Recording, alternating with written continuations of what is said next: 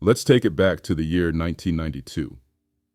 Dr. Dre was shaking car windows. The West Coast was a whole identity. And Black California still felt like a real home base. Not just for music, not just for culture, but for real life. Real families, real churches, real neighborhoods, real middle-class dreams. It was a place where Black people were full of dreams and determination. Back then, you could still grow up in places like Compton, Inglewood, Long Beach, and Oakland and feel like you had roots that would actually stay planted. But fast forward to now, and people keep asking the same question in different ways. Where did all the Black people go? Scope News decided to do an investigation, and what we found was deeply disturbing. Because it's not just a vibe. It's not just things changed. It's not just nostalgia. It's numbers. California's Black population peaked at 7.7% in 1980. That's the highest share it ever had. Then it started shrinking. By 2018, a census-based analysis showed that California was down to about 5.5% Black. And according to Cal Matters, the raw population dropped from 2.2 million in 2000 to just over 2.1 million today. That might sound like a small dip, until you understand what it means for generational wealth, political power, and cultural memory. This wasn't just people moving. It was displacement, slow, quiet, and deliberate. And here's the part California does not like talking about. Let's take it all the way back to 1940. A Black family, worn down by the chains of the Jim Crow South, loads everything they own into the back of a truck and heads west. They're not tourists, they're migrants of necessity.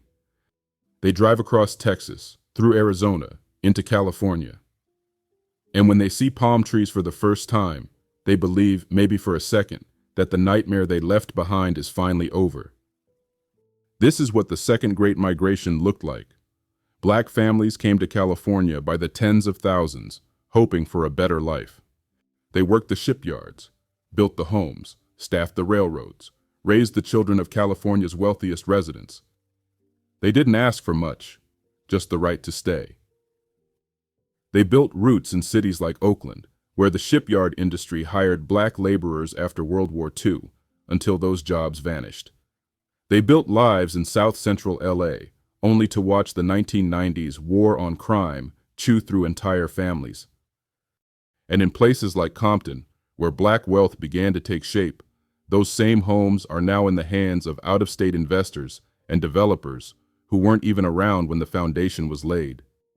But now their grandchildren and great-grandchildren can't even afford to live here. Property taxes have exploded. Home insurance has doubled. Working-class wages haven't kept up with anything. And in historic Black communities like Altadena, South Central, Inglewood, Compton, and Oakland, the people who laid the foundation for California are being pushed out like they never mattered. Altadena is a perfect example. A historic Black neighborhood that once stood as a symbol of pride and possibility, it's now in the headlines for all the wrong reasons. After the recent wildfires, Black families in Altadena say they were ignored, their homes left to burn, their claims deprioritized, and rebuilding support nearly impossible to access. There's an active lawsuit challenging the county and fire response over its lack of urgency, and residents say the message was loud and clear. They weren't slow for everybody, just for the Black families.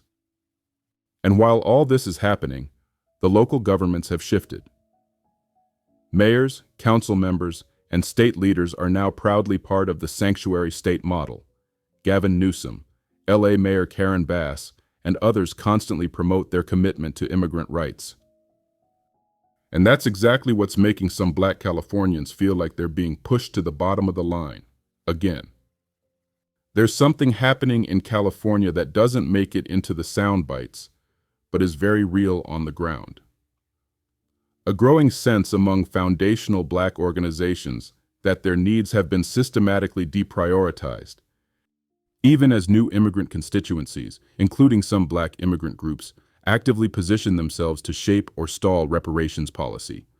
This tension came to a head with SB 518, the bill that created the Bureau for Descendants of American Slavery. While Governor Gavin Newsom signed it, He also vetoed at least 5 other reparations measures tied to housing, business development, and admissions preference for lineage-based Black Americans. And here's the part nobody wants to say out loud. Some Black immigrant advocacy groups wrote letters of opposition, afraid that those programs could cut into their access to benefits. Groups like CARICOM-style coalitions and other Pan-African networks weighed in, trying to block something that wasn't even about them. Even Los Angeles Mayor Karen Bass, once seen as a champion for Black causes, has come under quiet scrutiny. Some people allege she has foreign roots herself. Some even believe she may be Cuban. And whether that's true or not, the suspicion reflects how tense the political trust has become when foundational Black Californians feel like leadership no longer represents their lineage or their priorities. Foundational Black activists saw it as proof of something deeper. Everybody wants to be Black until it's time to actually support Black Americans. And while the state hands out EBT boosts, housing vouchers, and startup grants to every other demographic, the same communities that built California from the ground up are still being told to wait their turn. But these aren't people who sit quietly anymore. Foundational Black Californians are now showing up to local councils, city meetings, and budget hearings, demanding answers. They want to know why a state that built itself on the backs of Black labor suddenly acts like it has no obligation to the people it used to rely on. The suspicion is getting heavier by the year. Black officers and longtime residents have spoken about how sanctuary policies make certain enforcement untouchable, while Black citizens still get the harshest treatment. Housing discrimination doesn't get the same energy as immigration expansion. Jobs don't open the same way they used to. And public school systems in long Black areas keep getting hollowed out while the state pretends this is just the natural market. So when people ask, where did all the Black people go? The real answer is this: they were priced out, pushed out, burned out, and left out. And many of them still don't know who to blame because the truth keeps getting buried under the headlines. Scope News tells the truth. Here are the facts.